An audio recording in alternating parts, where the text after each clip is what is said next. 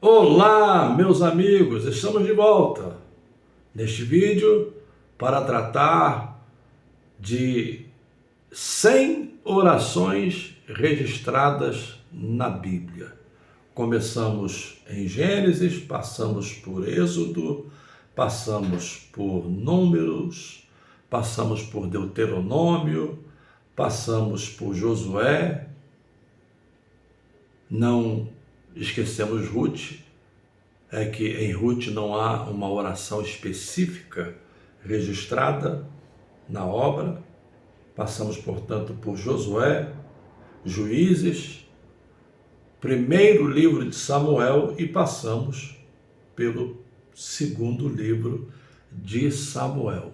Você tem acesso a essas orações nos vídeos anteriores da série 100 orações registradas na Bíblia.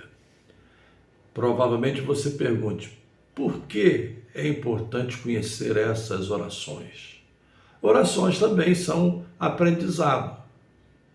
Temos também nas orações teologia.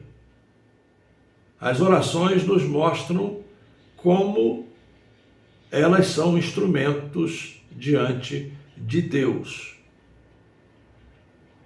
E existe uma discussão, eu chamaria até de discussão tola, que diz que a oração não muda circunstâncias, mas apenas muda pessoas. Isso na tentativa de dizer que o plano de Deus já está estabelecido em definitivo, então não há por que orar. É um conceito, inclusive, defendido por certo segmento. Não há necessidade de orar. Nós estamos sendo extremados, porque você encontra várias orações respondidas na Bíblia, e entra um outro dado. Nós somos cooperadores de Deus, somos chamados por Deus, e nós cooperamos com Ele, e muitas vezes Deus planeja determinada vontade, e não é que as nossas orações vão agora demover de Deus, ou seja, demover Deus, melhor me expressando, demover Deus de fazer isso ou aquilo. Não, as nossas orações contribuem para que as contingências humanas cumpram o propósito da vontade de Deus. Foi exatamente o que Jesus fez no Getsêmani. Pai, se possível, passa de mim este cálice. E eu costumo dizer, quando trato da oração, que nós podemos fazer uma lista enorme de pedidos, mas ao final nós temos de escrever, todavia seja feita a tua vontade. Então, oração é um instrumento que Deus usa para agir nas contingências que vão contribuir para que a sua vontade se realize. Hoje chegamos então no primeiro livro de Reis. Nós temos aqui duas orações que são orações do rei Salomão, e temos aqui uma oração tríplice de Elias, o profeta Elias. O profeta Elias é aquele que não tem um livro escrito, uma obra produzida. São os chamados profetas orais. Profetas orais são profetas que não escreveram obras. E os principais deles, e que ocupam boa parte, tanto do primeiro livro de Reis quanto do segundo livro de Reis, é o profeta Elias e o profeta Eliseu. Mas antes, eu não posso deixar de trazer aquele lembrete tradicional. Inscreva-se no canal, ative o sininho para receber as notificações quando os vídeos forem lançados. Também curta, comente, porque cada curtida, cada comentário aumenta o tráfego e nós temos condições de alcançar outras pessoas. Feitas essas considerações preliminares, vamos às duas primeiras orações que são orações do rei Salomão. A primeira se encontra registrada nos capítulos 3 ao 9. E nessa oração, Salomão pede a Deus sabedoria. Eu acredito que não só o pedido de Salomão foi atendido, mas a lição que podemos extrair é que essa deve ser uma oração constante para cada um de nós. Sabedoria. Não vou entrar no mérito para discutir o que é a sabedoria, mas na nossa vida diária, nas decisões que precisamos tomar, na vida de fé, na vida da igreja, se somos líderes, tanto líderes como pastores, como líderes em diferentes áreas da vida da igreja, nós precisamos de sabedoria. Essa foi a oração de Salomão logo nos primórdios de seu reinado, e ela se encontra, essa oração, aqui nos capítulos 3 ao 9 de 1 Reis. A segunda oração de Salomão é a oração de dedicação do templo, já com sua construção completa. O templo para Israel tinha um simbolismo enorme e, além do simbolismo, tinha um papel vital na adoração a Deus, porque o templo era a própria presença de Deus.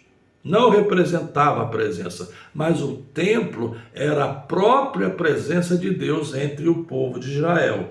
Então, no capítulo 8, do verso 23 ao verso 24, nós temos a oração de dedicação da construção do término, né? Quando a construção se completa, o templo é inaugurado e Salomão faz essa pujante oração que está registrada aqui no capítulo 8, do verso 23 ao 24. E por último, a tríplice oração que eu mencionei, ela é chamada de tríplice porque são 3 orações específicas de Elias. O profeta, Elias foi profeta para o reino do norte, para as 10 tribos do reino do norte. Foi um profeta que ficou ali no calcanhar de Acabe, no calcanhar de Jezabel, uma narrativa com lições preciosas. E nós temos aqui primeiro quando ele ora para que uma criança ressuscite da morte, capítulo 17, verso 20 e 21. Para que uma criança ressuscite da morte. É uma oração de Elias. A segunda oração é a do capítulo 18, versos 36 ao 38, quando Elias ora para que Deus envie fogo do céu para consumir o sacrifício.